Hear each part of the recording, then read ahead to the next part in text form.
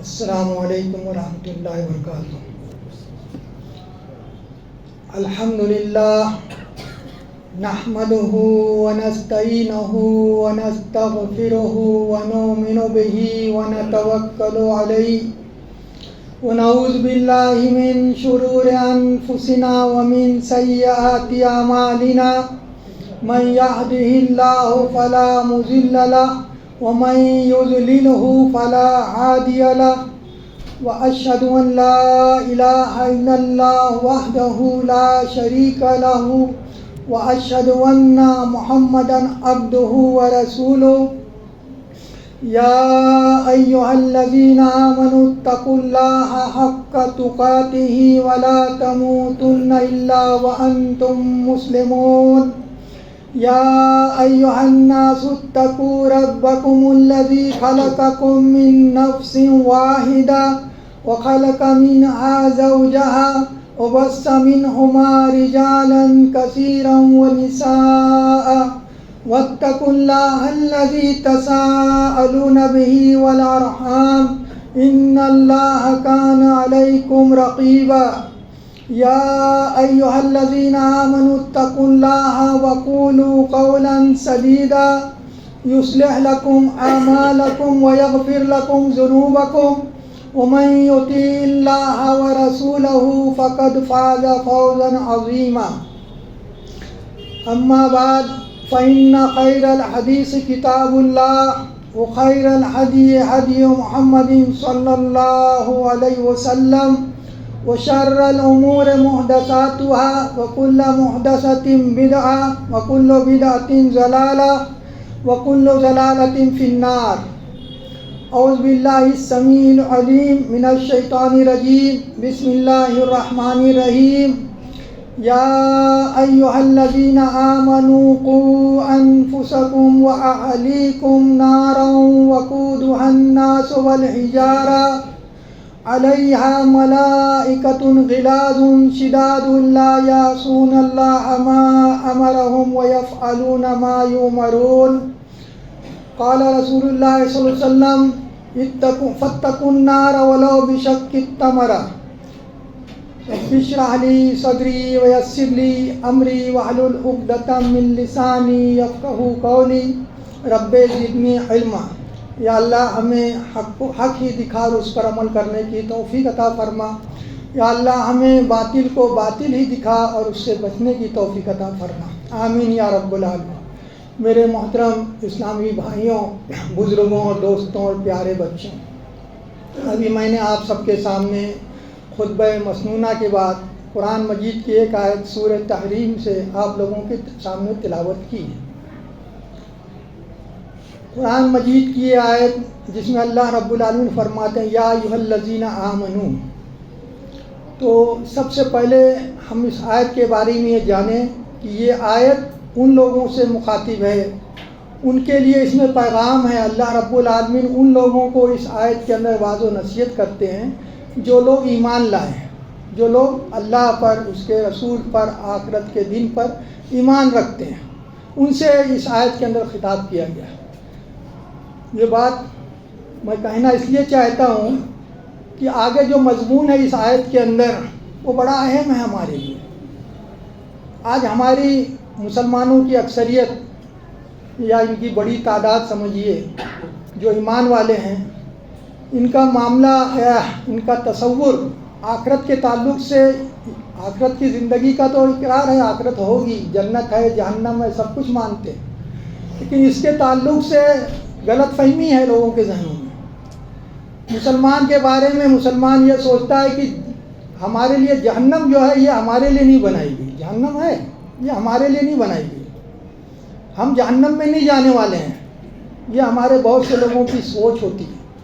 جنت ہے، جنت ہمارے لیے، جہنم تو ان لوگوں کے لیے جو اللہ کو نہیں مانتے، آخرت کو نہیں مانتے، رسول کو نہیں مانتے۔ تو یہ تصور جو ہے ہمارے لیے صحیح نہیں ہے۔ اگر انسان اس دنیا کے اندر اللہ اس کے رسول کی اطاعت نہیں کرتا ہے، اپنی نفس کے خواہشوں کے پیچھے چلتا ہے، اپنی مرضی کے مطابق اپنی زندگی گزارتا ہے، تو پھر اس کا ٹھکانہ جہنم ہی ہے، اگر چاہے وہ اللہ کو، اس کے رسول کو ماننے والا۔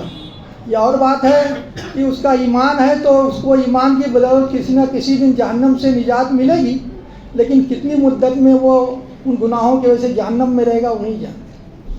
ایک حدیث سے یہ بات بڑی آسانی سے سمجھا دیتا ہوں، اس آیت کے اندر جو ہے آگے اس کی تفصیل پھر ہم چلیں گے انشاءاللہ، کہ اللہ کے نبی صلی اللہ علیہ وسلم فرمایا، مسلم شریف کی روایت ہے کہ جنت کو نفس کی خواہشوں، جہنم کو لذتوں سے اور نفس کی خواہشوں سے گھیر دیا گیا ہے، کہ جو انسان اپنی نفس کی خواہشوں کے پیچھے چلے گا، دنیا کی لذتوں کے اندر مگن ہو جائے گا، تو پھر وہ جہنم میں جانے کا ذریعہ، جہنم کو اس سے گھیرا گیا۔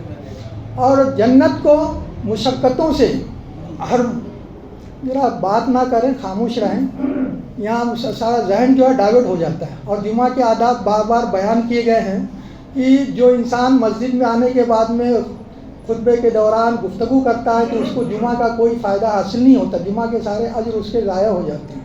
تو یہاں آئے ہیں تو اپنی عبادتوں کی حفاظت کریں، اپنی نیکیوں کی حفاظت کریں، اس کا جو بھرپور اجر حاصل کریں۔ اللہ تعالیٰ سب کو اس کی توفیق عطا فرمائے۔ ایک بار نہیں، بار بار لوگ بات کر رہے ہیں تو اس میں دماغ، شیطان جو نا اسی طرف دماغ لے کے جاتا ہے۔ تو جو انسان اپنی لذتوں سے اپنے آپ کو روکنے کے لیے، خواہشوں سے روکنے کے لیے محنت و مشقت برداشت کرے گا تو اس کے لیے اللہ تعالیٰ نے جنت رکھی۔ یہ رمضان کا مبارک مہینہ ابھی گزرا ہے، ہم کو اس میں اسی کی پریکٹس کرائی گئی ہے، اسی بات کی ہم کو ٹریننگ دی گئی ہے کہ ہم اپنی خواہشوں پر قابو کریں، اپنے نفس کی کو کنٹرول میں رکھیں ہیں۔ دن میں ہم حلال چیزوں کو بھی اپنے اوپر حرام کر لیتے ہیں اللہ تعالیٰ کے حکم سے، ہے نا، مشقت کرتے ہیں عبادات کے اندر، تراویح پڑھتے ہیں، نماز کو پابندی سے پڑھتے ہیں، اور بہت سارے ذکر کرتے ہیں، اذکار کرتے ہیں، برے باتوں سے، گناہ کے کاموں سے اپنے آپ کو بچاتے ہیں۔ تو اس طرح سے اس کے لیے محنت مشقت کرتا ہے انسان، اور پھر جو ہے یہ ذریعہ کیا ہوتا ہے، جنت میں جانے کا سبب بنتا ہے۔ اسی لیے اللہ کے نبی صلی اللہ علیہ وسلم نے، اللہ تعالیٰ نے خود کیا فرمایا ہے کہ اس مہینے میں ہم کو متقی بنایا جاتا ہے۔ ہماری ٹریننگ ہوتی ہے کہ ہمارے اندر تقویٰ آ جائے، کہ ہم پرہیزگار بن جائیں، اپنے نفس پہ قابو کرنے والے بن جائیں۔ تو جنت جو ہے ان لوگوں کے لیے بنائی گئی ہے کہ جو لوگ متقی ہیں۔ رمضان میں اس کی ہم کو پریکٹس کرائی گئی۔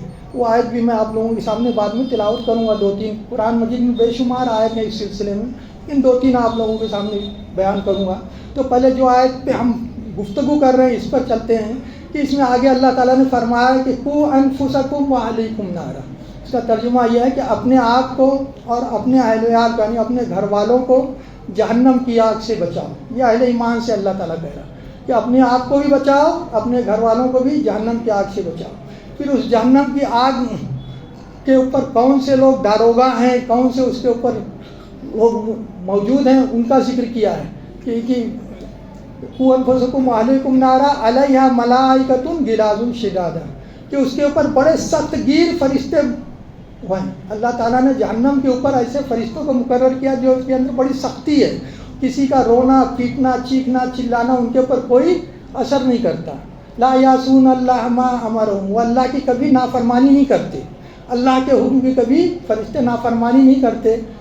لا یعصون امرہم ویفعلون ما یؤمرون، کہ جو بھی حکم اللہ دیتا ہے وہ بجا لاتے ہیں۔ جس کو حکم دے گا کہ اسے جہنم میں ڈال دو، اب وہ کتنا بھی پریشان ہو، کتنا چیخ پکار کرے، کتنی بھی اپیل کرے، رحم بھی کچھ نہیں، اسے اٹھا کر وہ ڈال دینے والے ہیں، اور جو عذاب اللہ تعالیٰ نے اس کے لیے مقدر کیا ہے وہ عذاب اسے دینے والے ہیں۔ تو یہ چیز، یہ بڑی اہم خبر ہم کو اللہ تعالیٰ اس دنیا کے اندر دے رہا ہے کہ انسان جو ہے اپنے آپ کو جہنم کی آگ سے بچانے کی فکر کرے۔ سب سے پہلے وہ اپنے آپ کو اپنی فکر کرے، اس کے بعد میں اپنے بچوں کی۔ سب سے پہلے انسان کو اپنے آپ کو جہنم کی آگ سے بچانا ہے۔ تو اپنے آپ کو ہمیں جہنم کی آگ سے بچنے کے لیے کیا کرنا پڑے گا؟ متقی بننا پڑے گا، کیونکہ جنت میں جانے کے لیے کیا ہے؟ تقویٰ ضروری ہے، متقی ہونا ضروری ہے۔ جنتیوں کا بار بار قرآن مجید میں ذکر کیا اللہ تعالیٰ نے، ان کے لیے جنت میں نے کیا کیا رکھا ہے۔ اس میں اسٹارٹ ہی اللہ رب العالمین ان المتقین مفازا، یہ سورہ نبا کی آیت ہے، ان المتقین مفازا حدائق و عنابا وکواعب اترابا وکاسا دہاقا لا یسمعون فیہا لغوا ولا کذابا جزاء من ربک عطاء حسابا۔ کہ اللہ تعالیٰ فرماتے ہیں بے شک متقی لوگ ہی کامیاب ہوں گے، ان کے لیے باغ ہیں انگوروں کے، ان کے لیے نوجوان ہمسی عورتیں ہوں گی وہاں پر، وہ وہاں ان کے لیے شراب کے بھرے ہوئے جام ہوں گے. وہ لوگ، یہ ان آیتوں کا ترجمہ پڑھ رہا ہوں، وہ لوگ وہاں نہ کوئی لغو بات سنیں گے نہ ہی کوئی بیہودہ بات سنیں گے، اور یہ جزا ہے اللہ رب العالمین کی طرف سے ان کے لیے بے حساب جو انہوں نے اس دنیا میں عمل کیا. اور یہ سورہ نبا کی آیت. نبا کے معنی کیا ہیں قرآن مجید میں؟ نبا کے معنی ہیں خبر کے. اور اس صورت کا جو آغاز اللہ تعالیٰ نے کیا ہے، اما یتساءلون عن النبأ العظیم، کہ وہ عظیم خبر، وہ بڑی خبر، یعنی آخرت کی خبر، قیامت قائم ہوگی اس کی خبر، جنت جہنم کی خبر، یعنی بڑی عظیم خبر اللہ تعالیٰ اس میں ہمیں دے رہے ہیں. اور اس میں اللہ تعالیٰ نے جہنمیوں کا بھی انجام بتایا، جنتیوں کا بھی. تو اس میں متقی ہونا ضروری ہے، اور اس کے لیے وہ یہ نعمتیں ہیں اللہ تعالیٰ نے بیان فرمائی. تو لہٰذا ہم کو تقویٰ کی زندگی گزارنا ہے، جو کہ رمضان میں بھی ہم کو 30 دن پریکٹس کرائی گئی. اسی طرح سے ایک آیت اور آپ لوگوں کے سامنے تلاوت کروں، وہ سورہ قاف کی ہے. جمعہ کے اندر اللہ کے نبی صلی اللہ علیہ وسلم اس کی اکثر تلاوت کیا کرتے تھے. تو اللہ تعالیٰ وہاں فرماتا ہے وَأُزْلِفَتِ الْجَنَّةُ لِلْمُتَّقِينَ غَيْرَ بَعِيدٍ هَذَا مَا تُوعَدُونَ لِكُلِّ أَوَّابٍ حَفِيظٍ مَنْ خَشِيَ الرَّحْمَنَ بِالْغَيْبِ وَجَاءَ بِقَلْبٍ مُنِيبٍ ادْخُلُوهَا بِسَلَامٍ ذَلِكَ يَوْمُ الْخُلُودِ لَهُم مَّا يَشَاءُونَ فِيهَا وَلَدَيْنَا مَزِيدٌ. کہ جنتی جو ہے، جنت جو ہے متقیوں کے قریب لے آئی جائے گی، کچھ بھی ان سے دور نہیں. وَأُزْلِفَتِ الْجَنَّةُ لِلْمُتَّقِينَ غَيْرَ بَعِيدٍ هَذَا مَا تُوعَدُونَ، یہ وہ چیز ہے جس کا تم سے دنیا میں وعدہ کیا گیا تھا. تُوعَدُونَ لِكُلِّ أَوَّابٍ حَفِيظٍ، ہر اس شخص کے لیے جو اواب تھا، یعنی اپنے آپ کو جو ہے خدا کی طرف رجوع کرنے والا تھا، حفیظ تھا، اللہ کے احکام کی حفاظت کرنے والا تھا، اپنی عبادات کی حفاظت. من خشی الرحمن، اللہ کو نہیں دیکھا تھا اور جانتا ہے میرا رب رحمان ہے، لیکن اس کے باوجود وہ ڈرتا تھا اس کی نافرمانی کیسے. وہ جاء بقلب منیب، اور وہ ایسا ایک دل لے کر آیا ہے جو ہمیشہ اپنے رب کی طرف ہی وہ جھکا رہتا تھا، رب کی طرف. تو لہم ما یشاءون فیہا ولدینا مزید، تو ان کے لیے جنت میں وہ کچھ ہے جو کچھ وہ چاہیں گے، بلکہ اس سے بھی بہت ساری نعمتیں ہیں جو انسان اس کا سوچ نہیں سکتا، اللہ رب العالمین اسے عطا فرمائے. تو اور بھی بہت ساری آیتیں ہیں قرآن مجید کے اندر جو متقی کا ذکر کرنے کے بعد میں بھی، جس میں اللہ رب العالمین نے جنت کا نعمتوں کا ذکر فرمایا. میں نے 2 آپ لوگوں کے سامنے بیان. تو لہذا ہمیں سب سے پہلے چاہیے کہ ہم اپنے آپ کو متقی بنائیں. ابھی رمضان کا مبارک مہینہ گزرا ہے، اس میں ہم کو اس کی ٹریننگ دی گئی ہے. ہم نے نماز کو پابندی وقت کے ساتھ الحمدللہ پڑھا ہے نا. ہم نے اللہ کی حرام کے حلال چیزوں کو اس کے کہنے کے اوپر حرام کر لیا. تو اب ہمیں رمضان کے بعد میں حرام چیزوں کو حلال نہیں کرنا ہے، حرام کو حرام نہیں سمجھنا ہے. وہ اپنی خواہشوں پر ہم نے کنٹرول کیا، زبان پہ ہم نے اپنے قابو کیا. رمضان کے بعد میں بھی اپنی زبان کو قابو میں رکھنا ہے، اپنے آپ کو غلط باتوں سے اور غلط کاموں سے بچانا ہے. ہم نے رمضان کے اندر صدقے خیرات کیے، رمضان کے بعد میں بھی ہم کو صدقہ خیرات کرنا چاہیے. جو حدیث میں نے آپ لوگوں کے سامنے تلاوت کی تو اس میں اللہ کے نبی صلی اللہ علیہ وسلم یہی فرماتے ہیں کہ فَاتَّقُوا النَّارَ وَلَوْ بِشِقِّ تَمْرَةٍ، کہ اللہ اپنے آپ کو جہنم کی آگ سے بچانے کی فکر کرو، چاہے کھجور کا آدھا حصہ ہی اللہ کی راہ میں صدقہ کرو. تو کچھ نہ کچھ صدقہ بھی کرتے رہنا چاہیے. رمضان کے بعد ہمیں نفلی روزے بھی رکھنا چاہیے. بہت سے روزے کے ایسے آتے ہیں جو مسنون ہیں، جس کی ہمیں تعلیم دی گئی ہے، جیسے کہ سوال کے 6 روزے. ابھی عرفہ کا دن آنے والا ہے، عرفہ کا روزہ جس میں 2 سال کے گناہوں کی مغفرت کا اللہ کے نبی صلی اللہ علیہ وسلم فرماتے ہیں معافی ہوگی. تو یہ اور عرفہ کا ابتدائی 10 دن بھی ہے جو ذی الحجہ کے ابتدائی 10 دنوں میں کثرت سے اللہ کے نبی صلی اللہ علیہ وسلم روزہ رکھا کرتے تھے. تو ہم کو یہ سارے اعمال کرنی چاہیے تاکہ ہمارے اندر وہ تقویٰ آئے، وہ پرہیزگاری آئے، اور ہم آخرت کے اندر آسانی سے اللہ کی رحمت اور اس کی جنت میں داخل ہوں، کیونکہ وہاں کوئی کسی کے کام نہیں آنے والا. دوسری چیز یہ ہے کہ بچوں کو، یعنی اپنے گھر والوں کو، اپنی بیوی اور بچوں کو بھی اس سے جہنم کی آگ سے بچانے کی ہم کو فکر کرنا ہے. ہم صرف ایسا نہ ہو کہ اپنے آپ کو بچانے کی فکر کریں، بیوی بچوں کو آزاد چھوڑ دیں، ان کے لیے ہر طرح کی آسانیاں ہم پیدا کر دیں، ان کے لیے تمام دنیا کے جو ہے وہ آسانیاں اور نعمتیں دے دیں، اب وہ اپنی مرضی کے مطابق کچھ بھی کریں. تو یہ بھی ہمارا معاملہ نہیں ہونا چاہیے. اللہ تعالیٰ سورہ زمر میں فرماتا ہے کہ سب سے بڑا خسارے کا سودا اس شخص کا ہے کہ جس نے اپنے آپ کو اور اپنے اہل عیال کو قیامت کے دن گھاٹے میں ڈال دیا. گھاٹے میں ڈال دینے سے مطلب یہ ہے کہ وہ جہنم میں جانے والے بن جائیں. یہ سورہ زمر کی آیت نمبر 15 ہے. تو لہٰذا ہمیں اپنے بیوی بچوں کی بھی فکر کرنی چاہیے، ان کو جو ہے نیک بنانے کی کوشش کرنا چاہیے، لیکن دوسری ایک چیز کا خیال رکھنا چاہیے سب سے پہلے کہ کہیں ان بیوی بچوں کی وجہ سے ہم اپنے آپ کو جنت سے محروم کرنے والے نہ بن جائیں۔ بہت سے لوگ ہوتے ہیں، اچھے ہوتے ہیں، نیک ہوتے ہیں، لیکن بعد میں بیوی بچوں کے چکر میں آ کر بیوی بچوں کی خواہشوں کو پورا کرنے کے لیے، بیوی بچوں کی ضرورتوں کو پورا کرنے کے لیے کیا کرتے ہیں؟ اس دنیا کے اندر معاملات کے اندر دھوکہ دہی کرتے ہیں، حرام حلال کی تمیز کو چھوڑ دیتے ہیں، ہے نا، حرام حلال کی تمیز کو چھوڑ دیتے ہیں، خاندان کے اندر میراث کے اندر لوگوں کے حقوق کو غصب کر جاتے ہیں، بھائی بہنوں کے حقوق کو دبانے کی کوشش کرتے ہیں۔ کس لیے کرتا ہے انسان؟ اپنے بچوں کے کام آئے گا۔ تو یہ یاد رکھیں کہ یا پھر وہ بیوی بچے جو ہے انہیں غلط کام کے لیے، غلط یعنی دنیاوی مشاغل کے لیے، ان کو ان کی محنت کے لیے ایسا یعنی ان کو حاصل کرنے کے لیے ان کے لیے نعمت ہے کہ میں زیادہ سے زیادہ ان کے لیے کماؤں، وہ کیا کرے؟ اللہ کی عبادت سے غافل ہو جائے، نماز نہیں پڑھ رہا ہے کیونکہ ٹائم نہیں ہے، وقت نہیں ہے، کیا ہے بہت سارا یہ مسائل ہے، یہ خریدنا ہے بچوں کے لیے، گھر والوں کے لیے یہ کرنا ہے اور فلاں چیز کرنا ہے، یہ سارے کام دنیا میں اس کو نظر آتے ہیں، لیکن اپنی آخرت کی زندگی اس کو نظر نہیں آتی۔ تو سب سے پہلے یہ بھی یاد رکھیں کہ ہم اپنی آخرت ان کی وجہ سے خراب نہ کریں، اپنے آپ کو متقی بنائیں۔ اسی لیے اللہ تعالیٰ نے قرآن مجید میں سورۃ تغابن میں فرمایا ہے کہ یا ایھا الذین آمنوا ان من ازواجکم و اولادکم عدو لکم فاحذروہم وان تعفوا وتصفحوا وتغفروا فإن اللہ غفور رحیم۔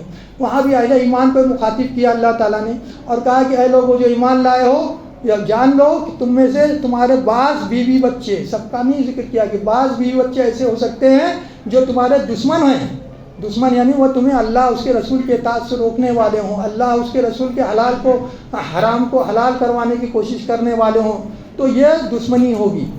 تو خبردار کیا اللہ تعالیٰ نے قرآن مجید کے اندر کہ اپنے آپ کو جو ہے بیوی بچوں کے فتنے سے بچائیں۔ لیکن اگر بیوی بچے ایسے ہیں کہ جو تمہیں اللہ کی راہ سے روکتے ہیں یا حلال کو حرام کرنے کے لیے اکساتے ہیں، تو پھر ان کے ساتھ میں ان کی بات نہیں ماننا ہے، لیکن گھر کا ماحول بھی نہیں بگاڑنا ہے، بلکہ ان کے ساتھ میں اسی آیت میں اللہ تعالیٰ نے فرمایا وَإِن تَعْفُوا وَتَصْفَحُوا وَتَغْفِرُوا فَإِنَّ اللَّهَ غَفُورٌ رَحِيمٌ۔ ان کے ساتھ میں عفو درگزر کا معاملہ اختیار کرو، نظر انداز کرتے رہو، سمجھاتے ہو، تغفروا فإن معاف کر دو تو اللہ رب العالمین بھی معاف کرنے والا اور رحم کرنے والا ہے۔ تو یہ چیزیں ہمارے ذہن میں سب سے پہلے ہونی چاہیے کہ ہم اپنے آپ کو ان کی دنیا بنانے کے چکر میں اپنی آخرت کو برباد نہ کریں۔ اسی لیے حدیث کا مفہوم ہے جس میں ہے کہ اس شخص کا سب سے بڑا نقصان جو ہے اس شخص کا ہے کہ جس نے دوسروں کی دنیا بنانے میں اپنی آخرت کو برباد کر دی۔ ہم کتنی بھی دنیا بنائیں گے، چھوڑ کے جائیں گے، کام ان کے آئے گا، حساب ہم کو قیامت میں دینا پڑے گا کہ یہ جو کچھ میں نے حاصل کیا تھا، یہ جو مال و دولت حاصل کیا تھا، یہ اسٹیٹس بنایا تھا اپنے بیوی بچوں کا، اس کا طریقہ کیا اختیار کیا تھا، پھر اس میں نے اللہ کو یاد رکھا تھا کہ نہیں رکھا تھا، کہ اللہ کے احکام کی پابندی کیا تھا کہ نہیں کیا تھا۔ اسی لیے اللہ تعالیٰ نے سورۃ تکاثر کی آخری آیت میں کیا فرمایا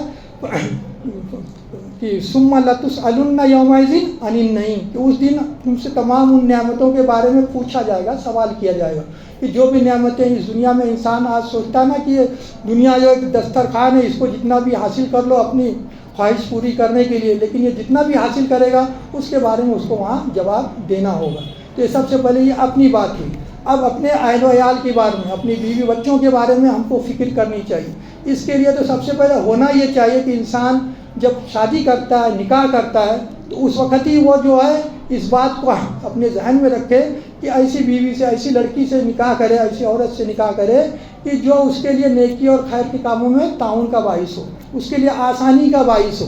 مقدر میں کیا ہے آگے کوئی نہیں جانتا، وہ اللہ ہی جانتا ہے، لیکن جو ہمیں بتایا ہے اللہ کے رسول صلی اللہ علیہ وسلم کہ اس طرح سے تمہیں اپنی نئی زندگی یعنی شادی کی زندگی کا آغاز کرو کہ نیک لڑکی کا انتخاب کرو، اچھی اور نیک لڑکی کا انتخاب کرو تاکہ وہ تمہارے دین کے اندر تمہاری مددگار ہو، تمہارے لیے آسانی کا باعث ہو، صبر کرنے والی ہو، اچھے اخلاق ہو۔ دین سے مراد اس کا جو ہے اخلاق بھی اچھا ہونا چاہیے، اس کی زبان بھی اچھی ہونی چاہیے۔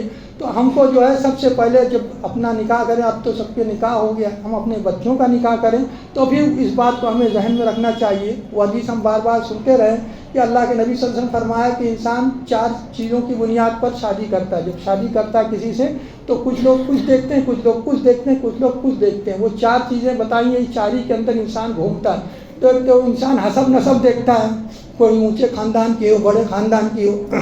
کوئی انسان خوبصورتی دیکھتا ہے، بڑی خوبصورت ہو، کیسی بھی ہے چلے گی۔ کوئی مالداری دیکھتا ہے، مالدار ہو تو چلے گی اور باقی۔ اور کوئی دین دیکھتا ہے، تو اللہ کے نبی صلی اللہ علیہ وسلم فرمایا کہ تم اس کو دیندار عورتوں سے نکاح کرو، تمہارا بھلا ہوگا۔ تو سب سے پہلے تو ہم کو یہ چاہیے، لیکن اگر اب شادی ہو گئی تو اس کے بعد ہمیں کوشش کرنا چاہیے کہ ہم اپنے گھر کا ماحول دینی ماحول بنائیں، اپنے گھر کے لوگوں کو نماز پڑھنے کی نصیحت کریں، اور ان کو جو ہے اچھی اچھی دین کی چیزیں اور باتیں حدیثیں سنائیں، یا پھر اچھے لٹریچر گھروں میں لا کے رکھیں، قرآن کی تفسیر گھروں کے اندر رکھیں، احادیث جو چھوٹی چھوٹی ہوتی ہیں، خاص طور سے کچھ ایسی حدیث کی کتابیں جو بہت ہی آسان ہوتی ہیں، اس کو گھر میں رکھیں تاکہ وہ بچے پڑھیں، آپ کی بیوی پڑھے، آپ کے بچے پڑھیں، تو اس سے عبرت اور نصیحت حاصل کریں۔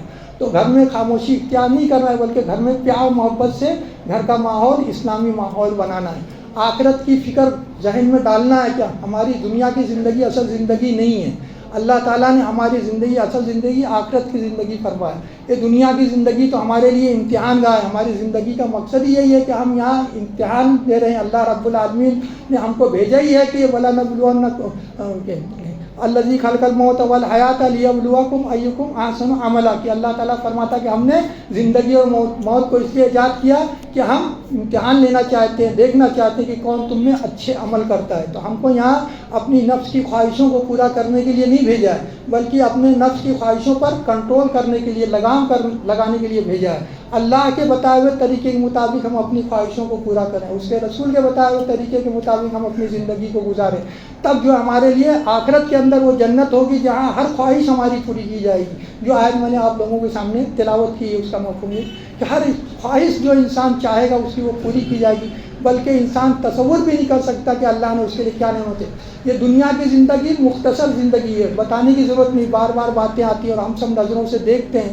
ہر آنے والا چلا جاتا ہے، کوئی 50 سال میں جاتا ہے، کوئی 60 سال میں، کوئی 70 سال میں، کوئی 80 سال میں چلے جاتا ہے۔ جوان بھی مرتے ہیں، بوڑھے بھی مرتے ہیں، لیکن جب تک کہ اس کا مقدر ہوتا ہے، جو کچھ حاصل کرتا ہے سب چھوڑ کر جاتا ہے۔ لیکن وہ آخرت کی زندگی کبھی فنا ہونے والی زندگی نہیں ہے، اور وہاں دو ہی ٹھکانے ہیں، تیسری جگہ کوئی نہیں ہے۔ ایک جنت ہے، ایک جہنم ہے۔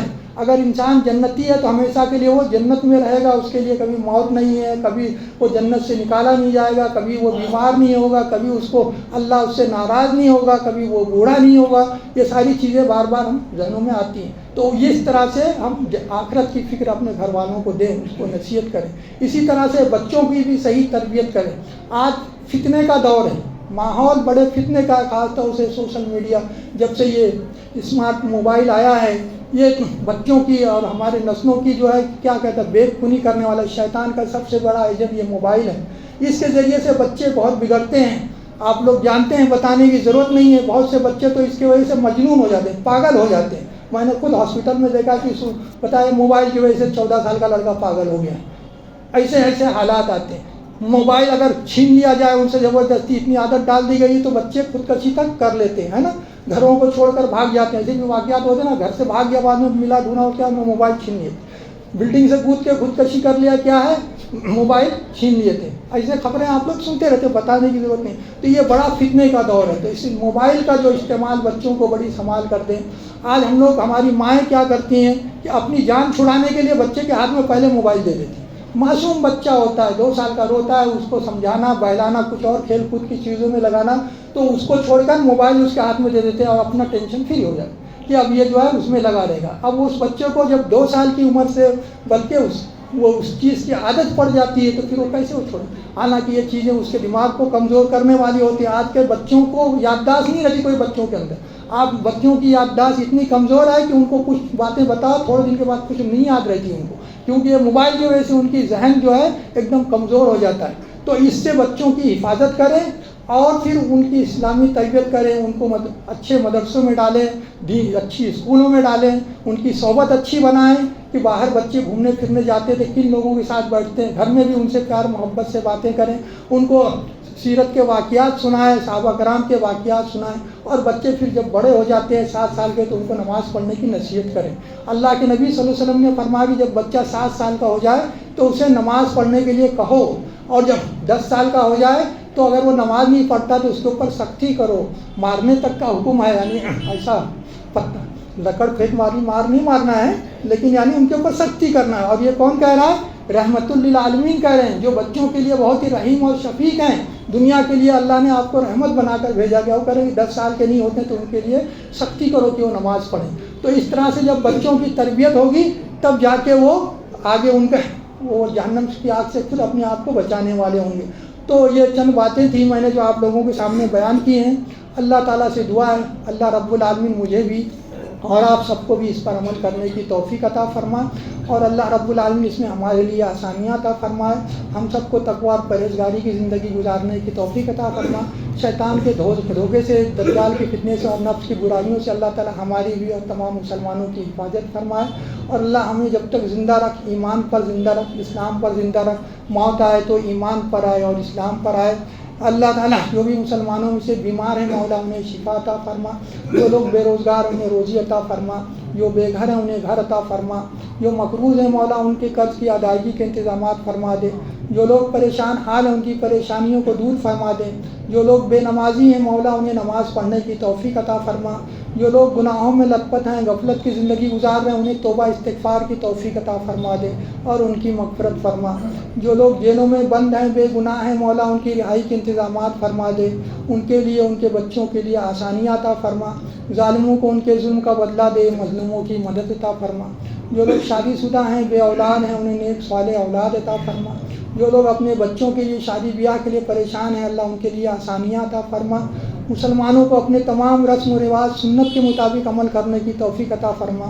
جاہلیت کی رسموں سے, فضول خرچوں سے مولا ہماری بھی اور تمام مسلمانوں کی حفاظت فرما. جو بھائی بہنوں میں لڑائی جھگڑے ہیں, میاں بیوی میں لڑائی جھگڑے ہیں, ان میں محبت الفت پیدا فرما دے.